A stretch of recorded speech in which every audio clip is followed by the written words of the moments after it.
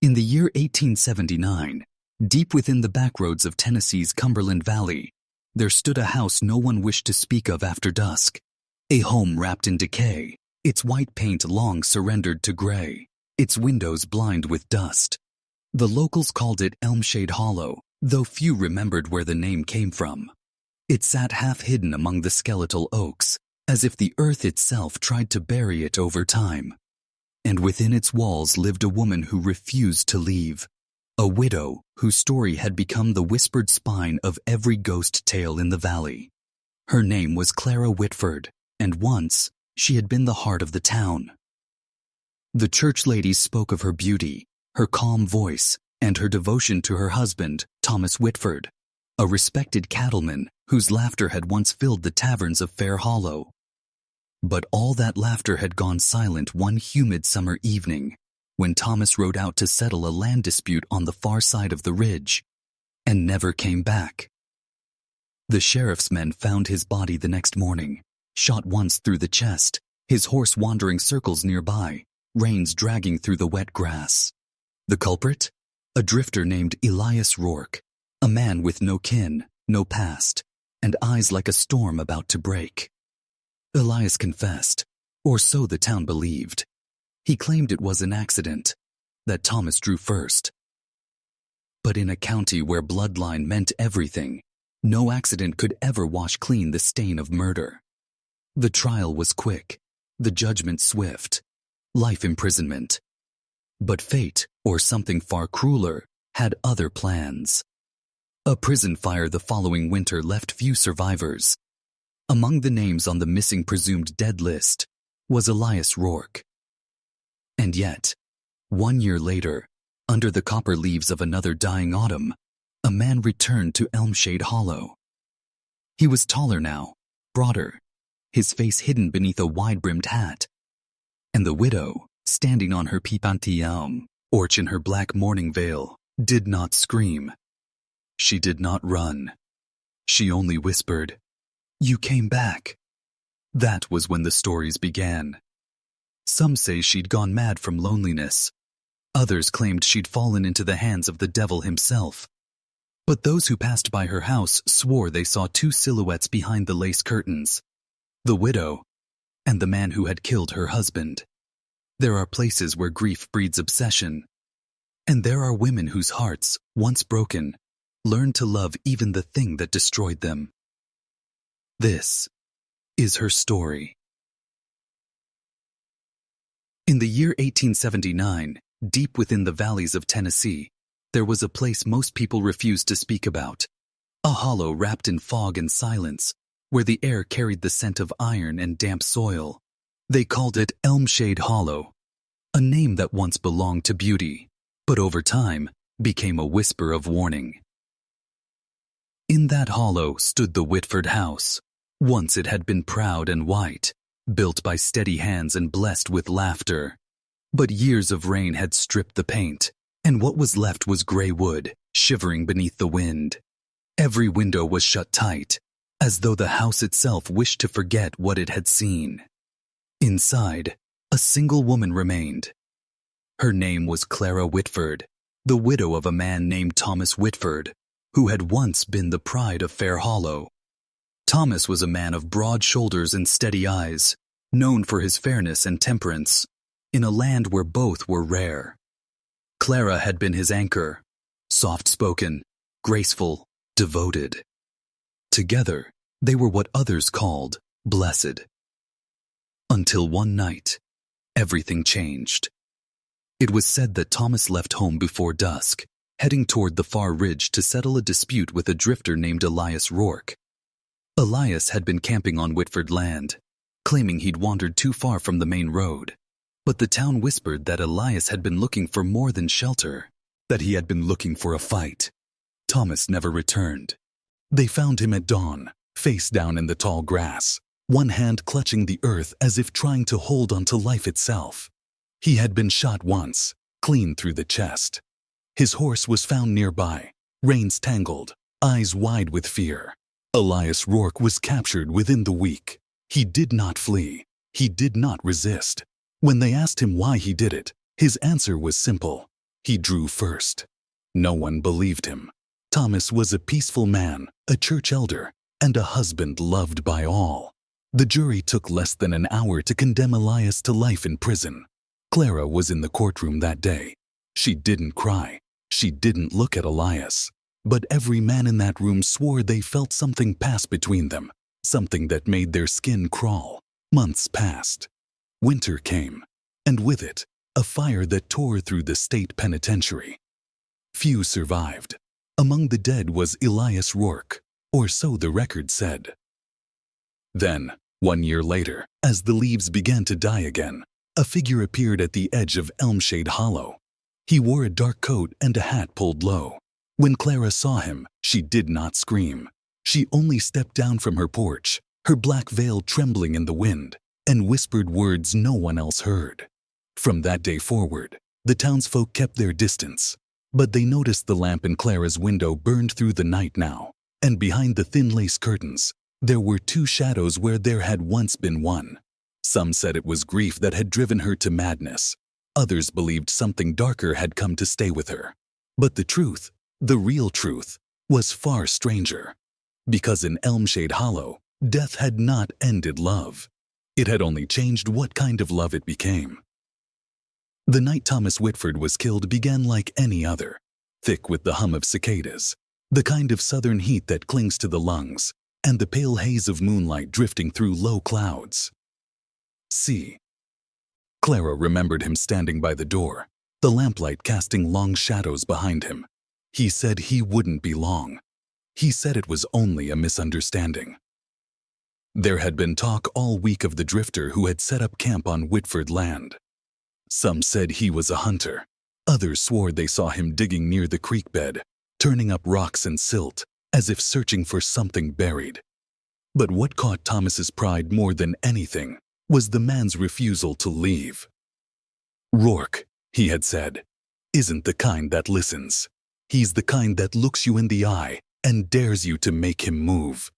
And so he went, carrying his lantern and rifle, riding into the valley where the fog curled low and the trees stood silent like witnesses. Hours later, the valley exploded with sound. A single gunshot echoed against the hills, sharp and hollow, followed by the frantic beating of a horse's hooves. When dawn came, it brought the search party, half the town trudging through the wet grass and hanging mist. They found Thomas lying near the ridge's edge, one hand gripping the soil so tightly his nails had broken. His rifle lay several feet away, unused, and standing a few paces from the body was Elias Rourke. His shirt was torn, a dark smear of blood across his chest, not his own. He didn't run when they saw him. He didn't speak. He just looked down at Thomas and whispered, "I told him not to draw." No one wanted to hear more. They dragged him back to town, bound at the wrists, through streets that fell silent as they passed. Children stared from behind fences. Women turned their faces away. The men spat at his boots. And in the courthouse the next morning, Clara sat in the front row, her hands folded neatly in her lap, her black dress unwrinkled, her face pale and unreadable. When Elias spoke, his voice was steady, too steady for a man accused of murder. He told them Thomas had arrived angry, drunk, demanding he leave the land. That words turned to threats, and threats turned to movement. He claimed Thomas reached for his rifle first. He claimed he only fired once, in fear. The sheriff scoffed. The townsmen muttered. The jury didn't take long. Guilty, but what few noticed was the way Clara looked at Elias as the verdict was read. Not with hatred, not with grief, but with something colder, quieter, as though she was trying to understand him. That night, she didn't sleep. She sat by the window until morning, watching the road that led to the jailhouse. The lamplight flickered against her face, and her lips moved soundlessly, a prayer, or perhaps a question she couldn't stop asking herself. Some said she went to see him before he was taken away. Others swore they saw her standing by the edge of the gallows yard, watching from the shadows as they led him through. Whatever she saw that night changed her. When the prison burned months later, the townsfolk were quick to call it divine justice. But in Clara's house, The curtains stayed closed, and the lamp in the window never went out. Because deep down, she knew something the rest of them didn't. The dead don't always stay gone. After Thomas Whitford's death, Fair Hollow did not return to normal. It was as though the earth itself had turned uneasy beneath their feet. The taverns emptied early. The laughter that once rolled through the town square grew cautious, muffled, uncertain. Men who had once greeted each other with hearty handshakes now crossed the street instead. Even the church bell seemed slower when it tolled, as if mourning lingered in the metal. Everyone claimed to know the truth of that night, yet none agreed on what it was. Some swore Thomas's death was cold-blooded murder. Others whispered there had been something between Clara and the drifter, that the fight wasn't overland at all. But gossip in Fair Hollow was like rot. It started soft and spread quick. Clara stopped attending church. At first she sent apologies. Grief, she said, had made her too weak to stand among others. But soon, no letters came. Her door stayed locked. Her garden withered. The curtains that once danced with wind now hung stiff, unmoving. Children dared one another to run past the Whitford house at night. They said they could hear footsteps upstairs, slow and heavy, like someone pacing.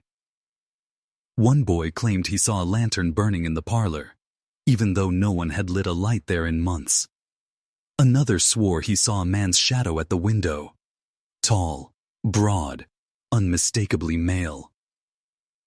When the rumors reached the sheriff, he rode out with 2 deputies to check. The air grew colder as they neared the property. No dogs barked, no crickets sang. Even the wind held its breath. The front door was unlocked. Inside, dust lay thick as snow, yet the hearth was warm, freshly stoked. "Mrs. Whitford?" the sheriff called. From upstairs came the sound of a chair creaking, then silence. They searched the rooms, one by one, until they found her in the bedroom. Clara sat at her vanity, hair brushed smooth, her eyes fixed on her own reflection. On the dresser before her lay 2 teacups. Only one was empty. When the sheriff asked who had been with her, she smiled, faintly, absently, and said, "He's gone to fetch wood. He doesn't like the cold." The deputies exchanged a look. They left soon after, saying little. The sheriff returned the next morning, but by then the second teacup was gone, and Clara refused to open the door. By spring, Fair Hollow had stopped mentioning her name altogether. The church preacher said some grief runs too deep for the living to touch. The women whispered that madness had taken her mind, but a few, the oldest among them, murmured something else entirely. That Clara Whitford wasn't living alone anymore. That what she loved most had returned to her. And that in Elmshade Hollow, the boundary between love and death had thinned so much, you could almost step through it. The day they buried Thomas Whitford, the whole of Fair Hollow turned out, not from love, but from the kind of curiosity that draws people to tragedies they secretly wish to witness. The coffin was simple pine, the smell of sap still clinging to it. Clara stood beside it like a statue carved from grief, her black veil drawn so low that no one could see her eyes. Her hands were clasped together, not trembling, not restless, just still, as if she were holding herself in place. The preacher spoke of mercy, of peace, of the Lord's justice, but his voice quivered when he reached Thomas's name. He too had heard the whispers. Behind Clara, the crowd shifted uneasily. Some said she hadn't shed a tear since the body was found. Others said they'd seen her walking down by the creek at midnight, calling out softly to someone who wasn't there. When the coffin was lowered, the ropes creaking, the only sound in the air was the wind sighing through the oak branches. And then, as if to break the silence, someone muttered it, the rumor that had already begun to stain the town's conscience. "She spoke to him before the hanging," one woman said. "She begged the sheriff to spare him." "No," another whispered. "She begged to see him alone." The words traveled faster than the dirt falling on the coffin. By nightfall, everyone in Fair Hollow knew. Clara Whitford had gone to see Elias Rourke before his sentencing. The sheriff never confirmed it, but he never denied it either. The next morning, a deputy confessed he'd heard voices through the jail window, a man's and a woman's. He said she spoke softly, and he couldn't catch the words, but when she left, Ibris Auric had pressed his hand to the bars and whispered, "She understands." Understand what? No one knew. In the weeks that followed, Clara's behavior deepened the town's unease. She began visiting the spot where Thomas died, not to pray, but to sit. Sometimes for hours, just staring at the earth. Children passing by claimed they saw her lips moving, murmuring to the empty air. Once, she left a folded handkerchief on the ground, embroidered with her initials, and walked away without looking back. By midsummer, her house had grown darker. Neighbors said they never saw her fetch groceries anymore, though food somehow appeared. A hunter claimed he'd seen a man leading a horse through the woods near Elmshade Hollow, tall, broad-shouldered, coat torn at the sleeve. He swore it was Elias Rourke. When he told the sheriff, the man laughed it off. But when the hunter described the horse, a bay with a white star on its nose, the sheriff's face went pale. That horse had belonged to Thomas Whitford. After that, no one went near the hollow at night. The road grew over with weeds. The trees leaned heavier. And the silence, that strange, heavy silence, began to feel like it was waiting for something. It was as if the ground itself was holding its breath. As if Fair Hollow had buried more than just a man that summer. By the autumn of that same year, Clara Whitford had become little more than a rumor herself. No one had seen her in town since the funeral. The postmaster said her mail piled up for months before he stopped delivering altogether.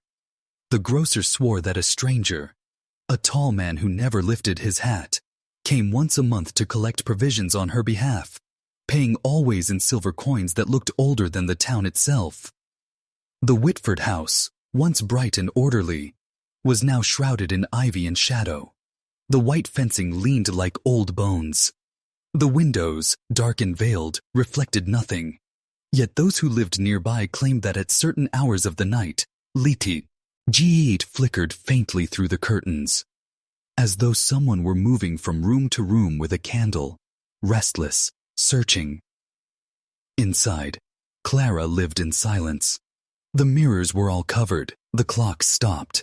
Her days passed in a haze of ritual, brushing her hair precisely 100 strokes before nightfall, setting 2 places at the table for dinner though one remained untouched, speaking softly into the still air before she slept. She was not lonely. Not exactly. She felt a presence with her, constant and near, though unseen. Sometimes, when she closed her eyes, she swore she could hear breathing that was not her own. The townsfolk whispered. Some said she was visited by Thomas's ghost, returned from the grave to guard her. Others said it was the devil wearing her husband's shape, come to claim what grief had hollowed out inside her. But there was one story few dared to repeat, that Clara had not gone mad at all, that she had simply made peace with something no one else could understand. One afternoon, an old preacher named Reverend Cole rode out to the hollow. He said it was his duty to see her, to offer comfort, to lead her back to God. The townsfolk watched him go, half expecting he'd never return. He knocked once. No answer. Twice. Still nothing. But on the third knock, the door opened. Clara stood before him, pale as milk, eyes dark and calm. "Mrs. Whitford," he said gently, "the people are worried. You've been alone too long." Her lips curved faintly. "I'm not alone, Reverend." He frowned. "Your husband?" "My husband," she interrupted softly, "is here." The Reverend's voice faltered. "You mean in spirit?" Clara looked past him toward the staircase behind her. Her gaze was not wistful nor sorrowful, but certain. In every way that matters, she said. The Reverend hesitated on the porch. Behind him, the forest whispered through dry leaves. From inside the house came the faint sound of footsteps, slow, deliberate, heavy. He stepped back. I'll return another day, he said. Clara nodded. You won't need to. Reverend Cole rode back to town before the sun fell. He told no one what he'd heard, only that the hollow was not meant for the living anymore. After that day, no one else went near the Whitford property. The road that led to it was soon swallowed by vines and thyme. And Clara Whitford, the widow of Fair Hollow, faded from the world of the living, even as her lamp kept burning through every night that followed. Winter came early to Fair Hollow that year. Frost crept down the hills and settled like ash on the rooftops. The fields froze over, and the river's slow current turned to glass. In those months, the town became a skeleton of what it once was. Quiet, brittle, cold. And yet, one morning in January, tracks appeared in the snow near Elmshade Hollow. Hoofprints, deep and deliberate, leading straight to the Whitford property. No one had seen a horse travel that road since the summer Thomas died. By dusk, a stranger rode into town.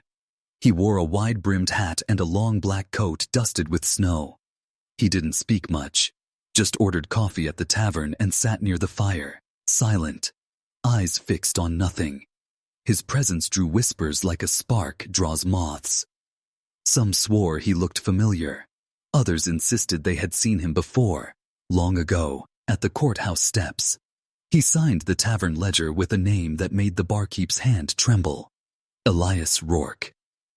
The barkeep looked at him for a long moment before saying, carefully, "That name don't belong to the living." Elias smiled faintly. Maybe it doesn't. The story spread faster than frost. The man who had killed Thomas Whitford was alive. And worse, he was back. The sheriff was called from the next county over. He rode in with 2 deputies and confronted the stranger that very night. "You're supposed to be dead," the sheriff said. Elias didn't argue. "Supposed to be," he replied. "What's your business here?" Elias's eyes drifted toward the dark line of trees beyond town, where the hollow waited. "I made a promise," he said simply, "and I came to keep it." The sheriff tried to detain him, but when they went to the tavern the next morning, his room was empty, the bed untouched, the door unlocked from the inside. The only thing left behind was a single coin, old, silver, and slick with something that looked like dried ash. That same evening, the light in Clara Whitford's window burned brighter than it ever had before. 2 shadows moved behind the curtains, one slender, one tall. No one went to check. The few who looked from afar swore they heard voices drifting through the trees. A man's and a woman's, low and calm, like lovers murmuring after a long absence. The following morning, a hunter found bootprints in the snow near the back of the Whitford house. One set belonged to a man, the other, smaller, to a woman.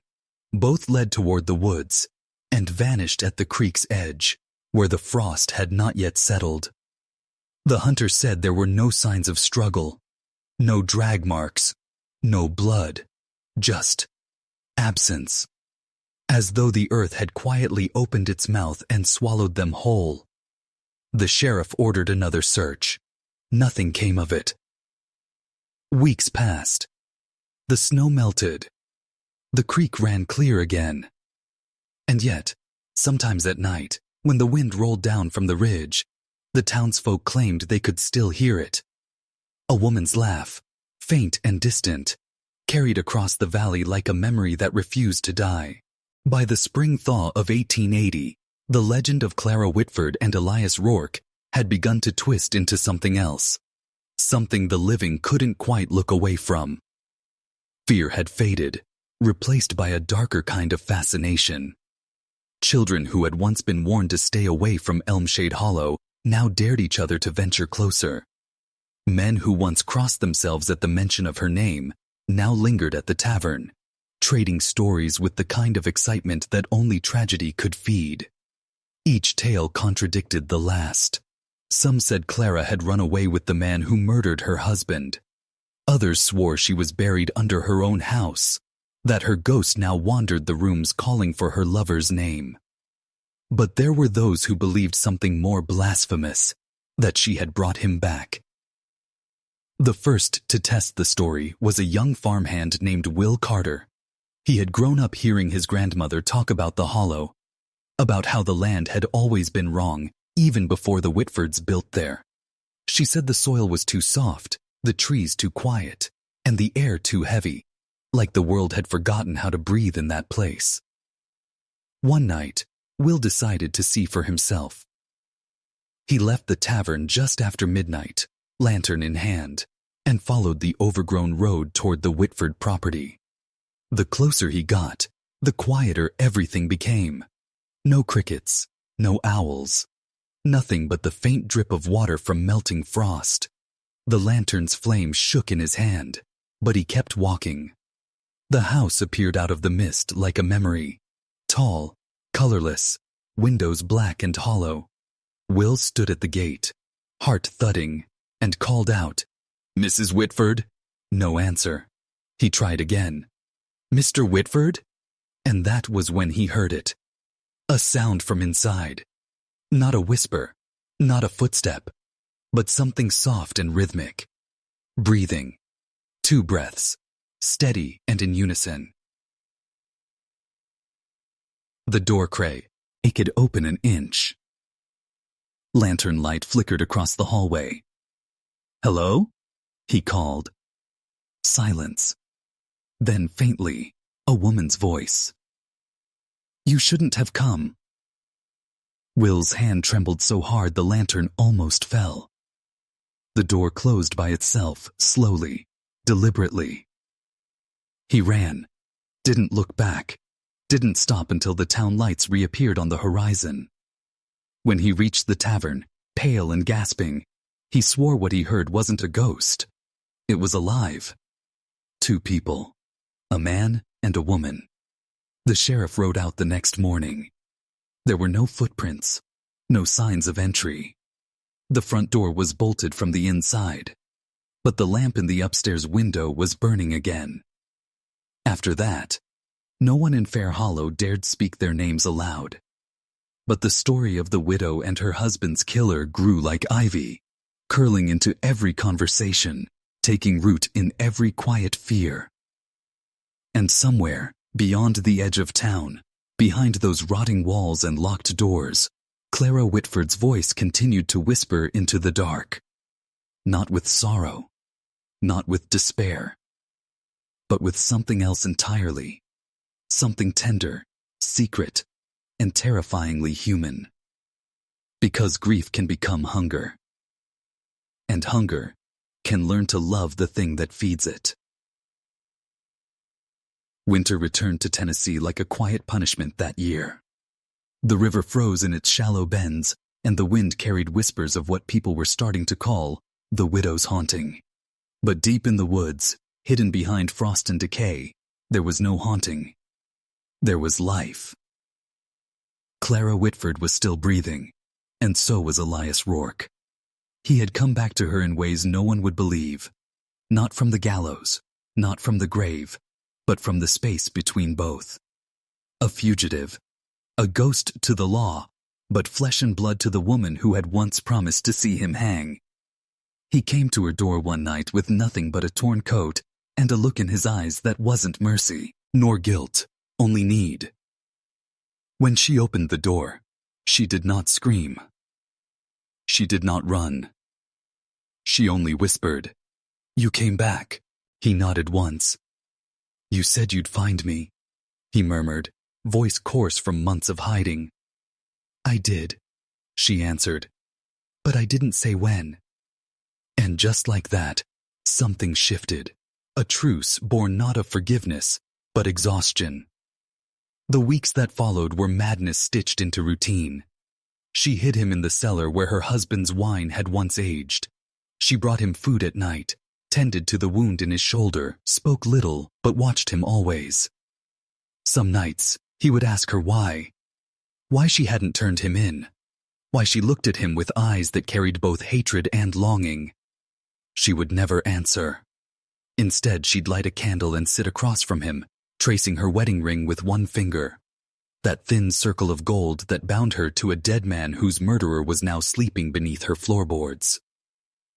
One night, as snow buried the world in silence, Elias climbed from the cellar. She was sitting by the hearth, sewing a torn hem on her dress.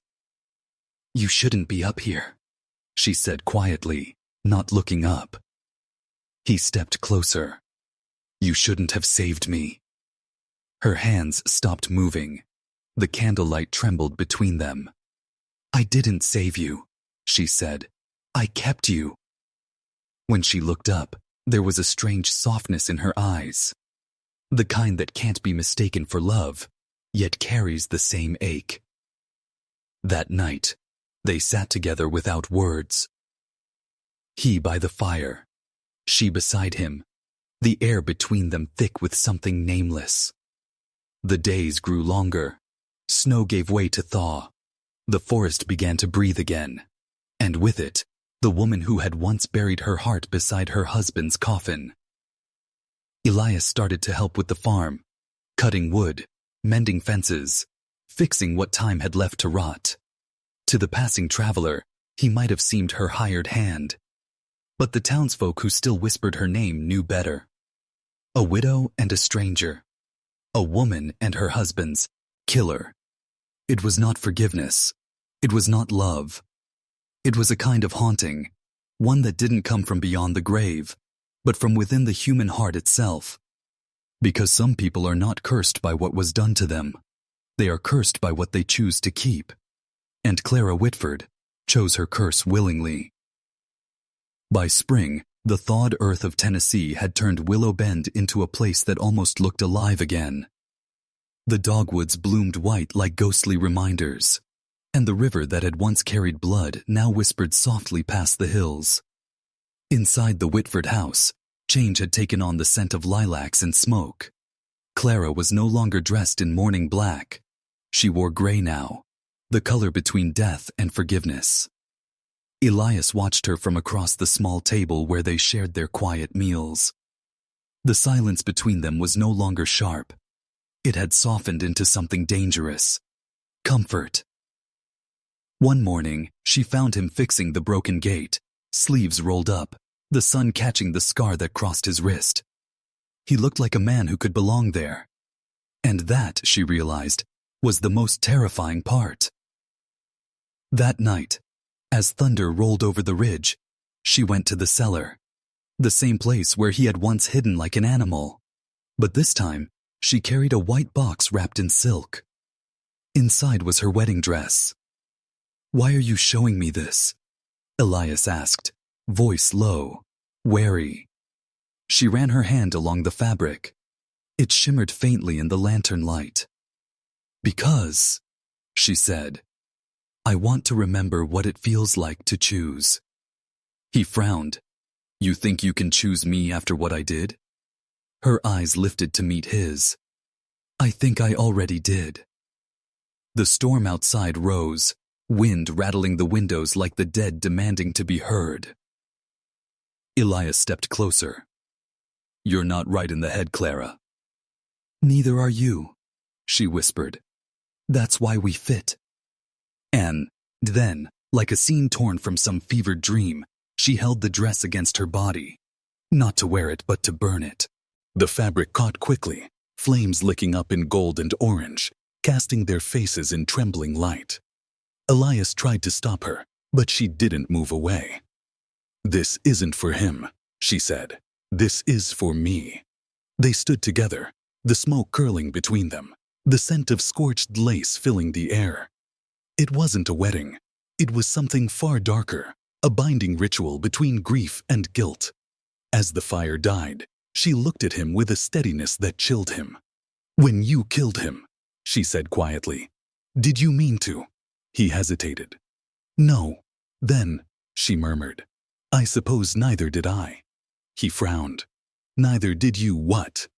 She smiled, slow, sad, and full of secrets. Kill you. The air went still. Only the crackle of cooling embers remained. That night, they lay beside each other for the first time. Not as lovers, not as enemies, but as two people bound by something unholy, the inability to let go. And though no vows were spoken, something was sealed that night, something stronger than any wedding band. In the days that followed, townsfolk began to notice the change. The widow wasn't seen in church. The house on the hill no longer drew smoke from its chimney, and those who passed by at dusk swore they saw two shadows in the window where once there had been one.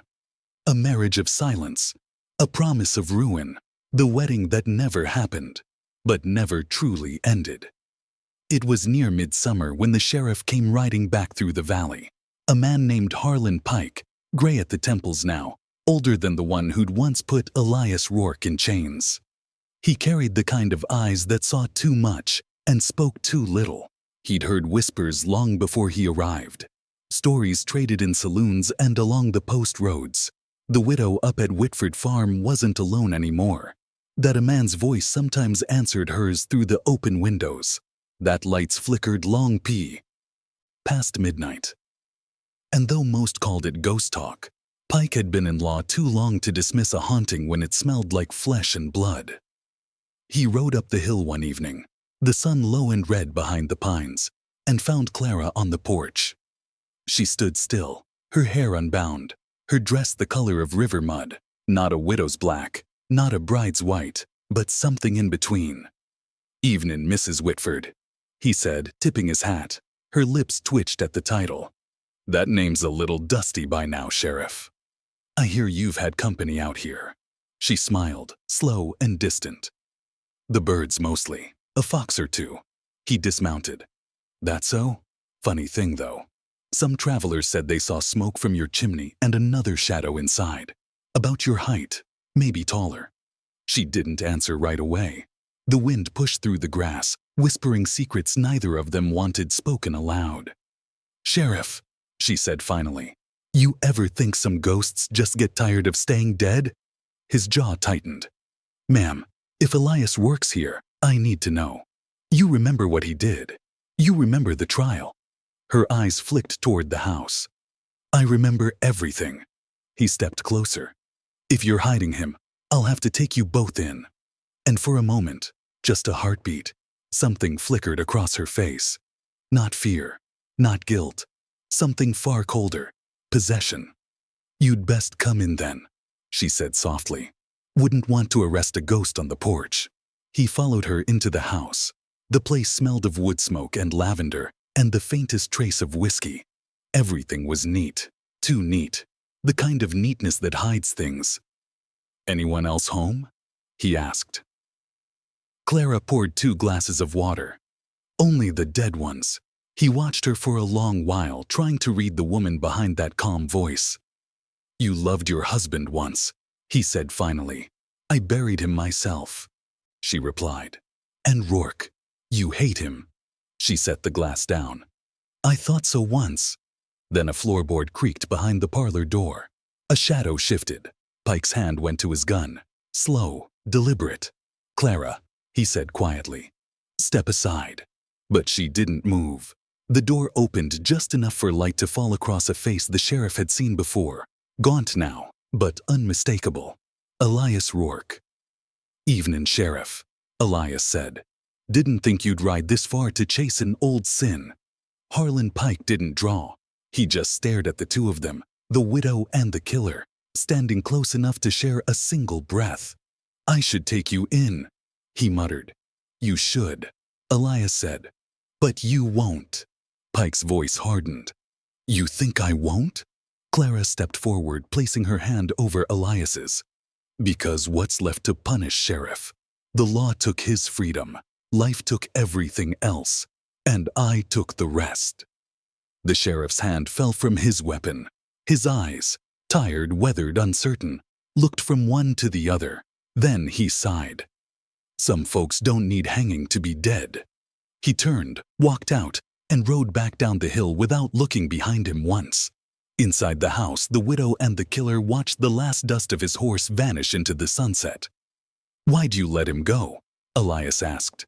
"Because," she said, "the dead always find their way back." And for the first time in months, she smiled. The kind of smile that doesn't promise peace, only continuation. Continue to part 11. The River Confession. 100 dies. 1959. You said, ChatGPT said, 100. 1959. The River Confession. The river had always been Clara's confessional. Long before Elias Rourke ever walked into her life, or tore it apart, she'd stood on those muddy banks, whispering prayers that never reached heaven.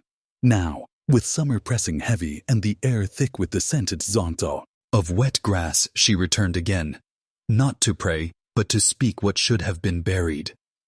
Elias followed her there at dusk.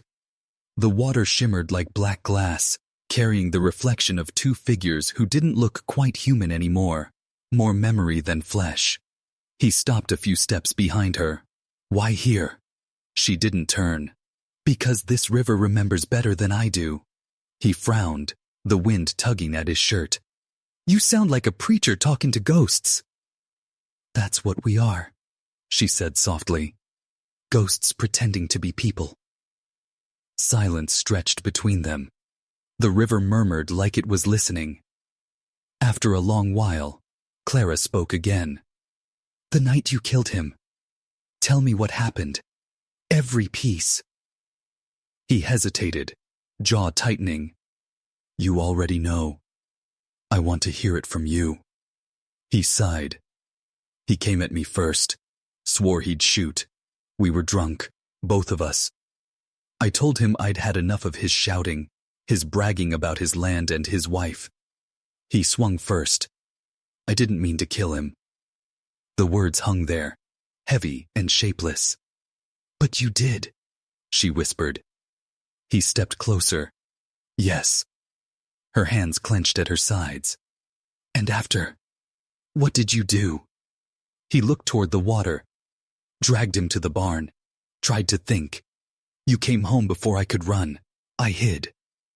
Clara closed her eyes, every sound of that night bleeding back through her. The creak of floorboards, the smell of whiskey and iron, her husband's boots by the hearth. When she spoke again, her voice was steady, but hollow. "You left something behind." He frowned. "What?" She turned, meeting his eyes. That same cold, piercing look she'd worn the day she found him.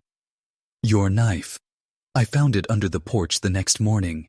I buried it by the river." Elias blinked. "Why?" "So you'd have to come back for it." He stared at her, realization dawning like a wound reopening. "You wanted me to return. I wanted you to finish what you started," she said. The words hit him like a slap. "You mean—" "Yes." Her voice cracked, just once. "You killed the wrong man that night." The wind howled through the trees, scattering the truth like ash. Elias stepped back. "You're mad." "Maybe," she whispered, stepping closer. "But I've been living with your sin longer than you have." She knelt by the bank and dug her hand into the earth. The soil gave easily, and after a moment, the tip of a rusted knife appeared, its blade dull, its handle splintered with time. "This is where it ends," she said, "one way or another." He looked at her. The widow who had buried evidence of her husband's murder, kept his killer close, and now offered him the weapon again. The river's reflection wavered between them, black and trembling. "Clara," he said quietly, "what do you want me to do?" She met his eyes, calm and resigned. "What you came here to do in the first place." For a long time, neither moved. Then, slowly, Elias took the knife. And the river, patient and endless, waited for the sound of one last confession. The night wrapped around Willow Bend like a shroud. The air was thick with the scent of rain-soaked earth and the faint metallic tang of fear. Inside the house, a single lantern burned, its flame trembling as though it, too, could sense what was coming. Clara sat by the hearth, her hands folded neatly in her lap, her face pale but composed. Across from her, Elias Rourke held the rusted knife, the same blade that had once ended a man's life and had lain buried for years beneath the riverbank soil. It looked almost harmless now, dulled by time, but both of them knew the truth. Some things never lose their edge. Elias's voice broke the silence. "Tell me what this is, Clara. What you think it'll fix." She looked up at him, eyes hollow but steady. "It isn't about fixing, Elias. It's about balance. A debt unpaid rots everything it touches." He laughed once, a short broken sound.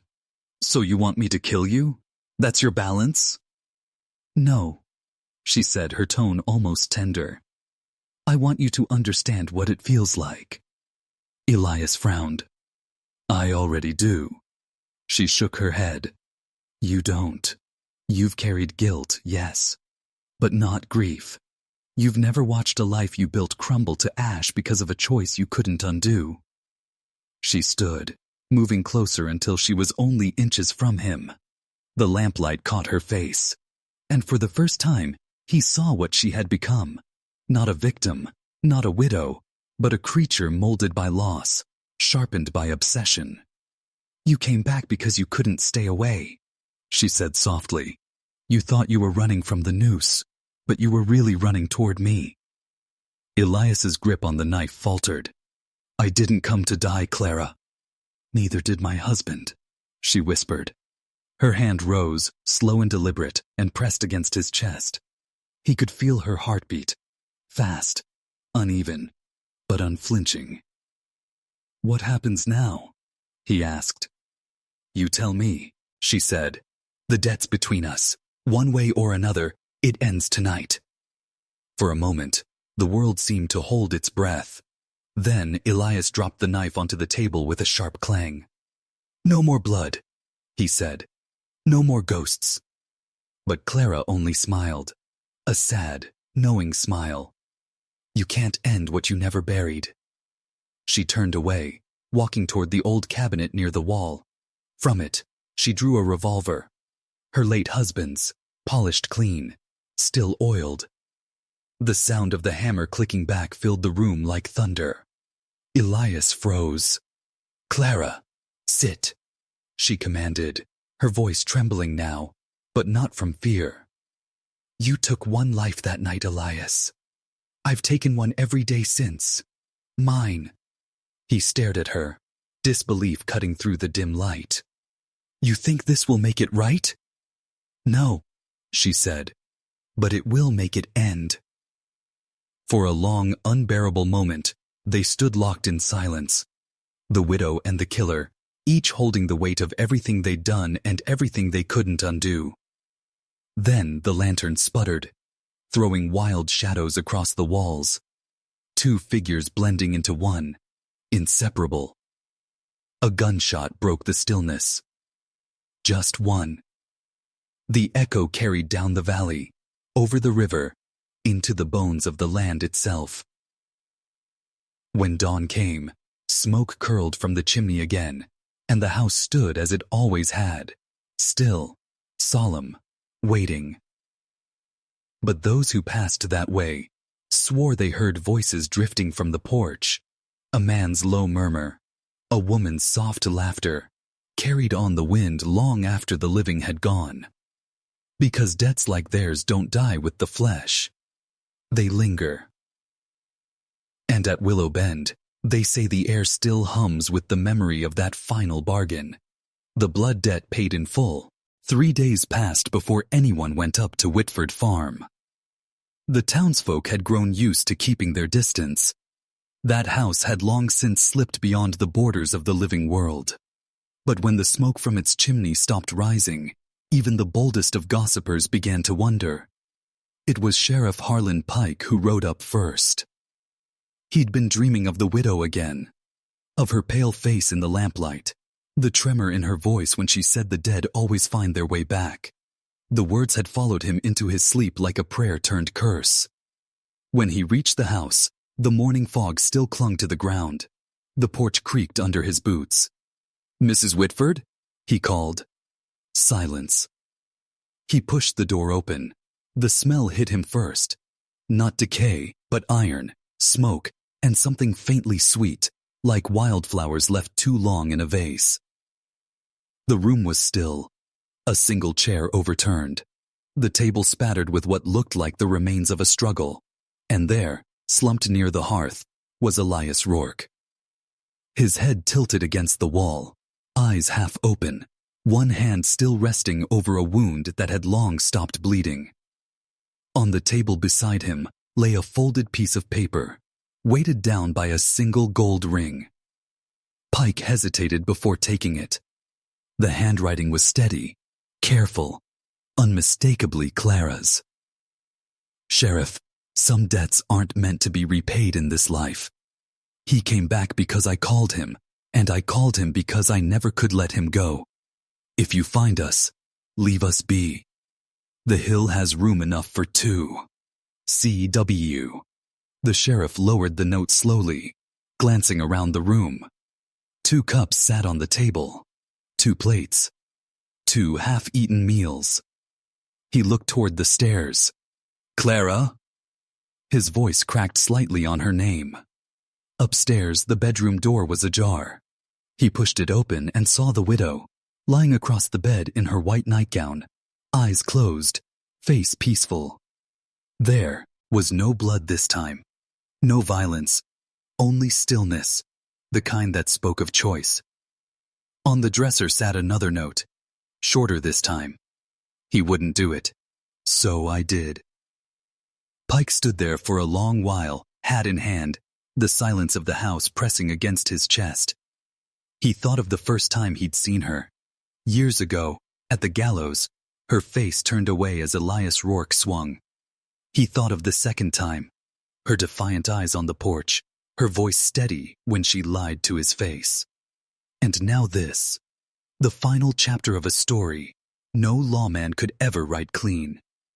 He walked back downstairs and took one last look at the room. The broken chair, the dying fire, the gold ring gleaming faintly in the morning light. When he left, he didn't take the letters. He didn't move the bodies. He only closed the door behind him and nailed it shut. By nightfall, the sheriff rode back into town and told no one what he'd seen. Years passed. The house at Whitford Farm rotted into its bones. But sometimes, on summer nights, travelers claimed to see a light in the upstairs window, and a woman's silhouette moving slowly behind the curtains, as if still tending to her restless guest. And those who dared to listen said they could hear it too. A faint hum beneath the crickets, like 2 voices murmuring in the dark. The widow and her husband's killer, bound not by love, nor forgiveness, but by the unfinished silence between them. After Sheriff Pike sealed the door of the Whitford house, the silence that followed was unlike any the valley had ever known. It wasn't just quiet. It was the kind of silence that feels alive, that listens back. The wind seemed to move differently through the trees. The river slowed its song. Even the birds that nested along the ridge avoided that stretch of land, circling wide as though sensing the weight of something unseen. For months, no one dared climb the hill. The house sat alone, its windows staring out like blind eyes, its porch sagging with time. The world below it carried on. Crops planted, children born, seasons turning. But Willow Bend no longer belonged to the living. Inside, dust gathered where voices once rose. The floorboards remembered the sound of footsteps that would never return. The scent of smoke and lavender lingered faintly, caught in the walls like trapped breath. And somewhere, in that heavy stillness, memory began to take root. By autumn, stories started to spread. A farmhand claimed he'd seen candlelight through the boarded windows. A hunter swore he heard a woman humming when he passed by at dusk. None dared go closer, but everyone agreed on one thing. The house wasn't empty. Sheriff Pike tried not to listen. He told himself ghosts were just echoes. air and guilt and imagination. But late at night, when he sat alone at his desk, he'd sometimes take out a slip of paper folded and refolded so many times it had nearly fallen apart. He wouldn't do it. So I did. He'd read it again, sigh and pour another drink. God forgive you, Clara, he'd whisper, and forgive me for letting you. Winter came hard that year. The valley froze over. The river turned to stone. And one morning, when Pike rode out toward the ridge on a patrol, he noticed something strange. Thin trails of smoke rising from the chimney of the Whitford place. He stopped his horse and watched. The smoke was pale, almost translucent, curling upward in quiet defiance of death. No footprints in the snow, no sign of anyone entering or leaving, just that faint, steady breath of the house. He rode closer, heart pounding. The boards he'd nailed over the door months ago were still in place, unbroken, but from inside he could swear he heard it. The faint scrape of a chair leg, the soft creak of footsteps moving across the floor. Clara, he whispered. The sound stopped. For a moment, the whole world seemed to hold its breath. Then, from deep within the house, a single sound answered him. 3 soft knocks against the wood. Pike froze. Once, twice, then gone.